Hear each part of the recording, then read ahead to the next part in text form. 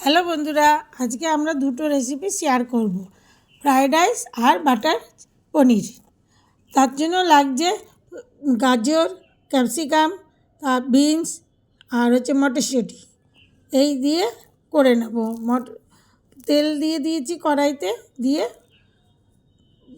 গাজরগুলো ছেড়ে দিয়েছি, দিয়ে এবার নাড়াচাড়া করে নেব।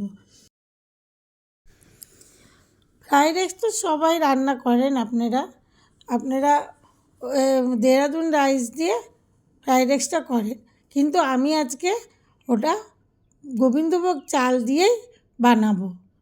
গোবিন্দভোগ চাল দিয়ে করলে ওটার টেস্টটা আরও ভালো হয়, গন্ধটাও ভালো হয়। এবার আমি বিনস ছেড়ে দিলাম, বিনসগুলোকে লম্বা লম্বা করে কেটেছি, বিনস দিয়ে দিলাম। এবার ক্যাপসিকামগুলো দিয়ে দেবো, ক্যাপসিকামগুলোও দিয়ে দিয়েছি। এগুলোকে হালকা ভাজবো, বেশি ভাজবো না। এই অন্ততপক্ষে 5 মিনিটের মতন নাড়াচাড়া করে নেব, করে ওটাকে নামিয়ে নেব।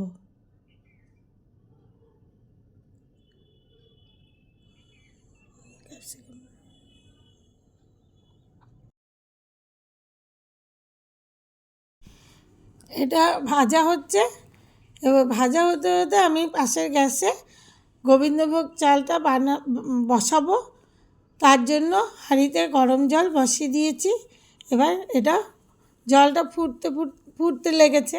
এবার আতপ চালটা ঢেলে দিয়েছি, চালগুলো দেওয়া হয়ে গেছে, দিয়ে এবার ফুটতে লেগেছে। এবার ভাতটাকে নামিয়ে নিয়েছি, নামিয়ে নিয়ে আগে সাথে সাথে গরম অবস্থায় লবণ আর চিনিটা দিয়ে দেবো, কারণ কি চিনিটা গলতে সময় লাগবে, এই জন্য চিনি আর লবণ দিয়ে দিয়েছি। দিয়ে ঠান্ডা করে নেব।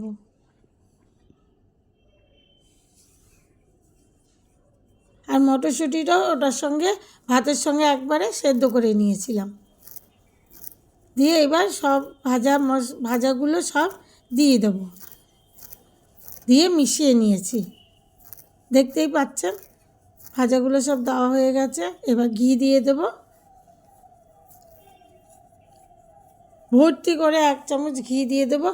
এর বেশি লাগবে না, কেন ভাজার সময় আমরা ঘি দিয়েই ভেজেছি। বিট গাজর ওগুলো যখন ভেজেছি তখন ওই ঘি দিয়েই ভেজেছিলাম। এটার মধ্যে আমার ঘরে মশলা তৈরি করা আছে, জায়ফল, জয়িত্রী, গরম মশলা মিশিয়ে একটা পেস্ট করে নিয়েছিলাম, সেটাই দিয়ে দিয়েছি।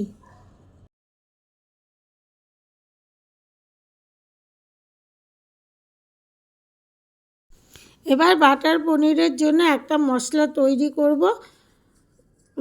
ওটার মধ্যে কাজু বাদাম, চালমগজ, পোস্ত, তিল আর কিশমিশ দিয়ে এই পেস্টটা তৈরি করে নিয়েছি আমি। এবার পনিরগুলো বড় বড় করে কেটে নেব। তারপরে কড়াইতে তেল দিয়েছি, সাদা তেল আর বাটার দিয়ে আমি গরম করে নিয়েছি। দিয়ে তারপরে তেল গরম হয়ে যাওয়ার পরে পনিরগুলো ছেড়ে দিয়েছি। পনিরগুলো সব ভাজা হয়ে গেছে। এবার 1 চামচের মতন ঘি দিয়ে দিলাম।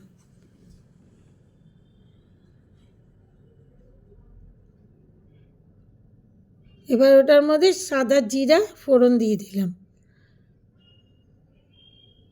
ফোড়ন দিয়ে ক্যাপসিকামগুলো দিয়ে দিলাম। ক্যাপসিকামগুলো একটু ভাজা করে নিয়ে টমেটো আর লঙ্কার যে পেস্টটা তৈরি করেছি সেইটা দিয়ে দেবো।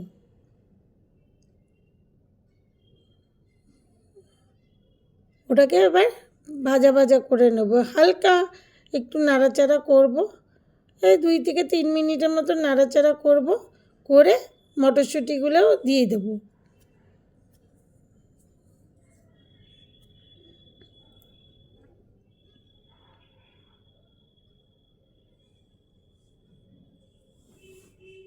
এবার ওই বাদামের পেস্টটা যেটা ছিল সেটা এবার ঢেলে দিলাম।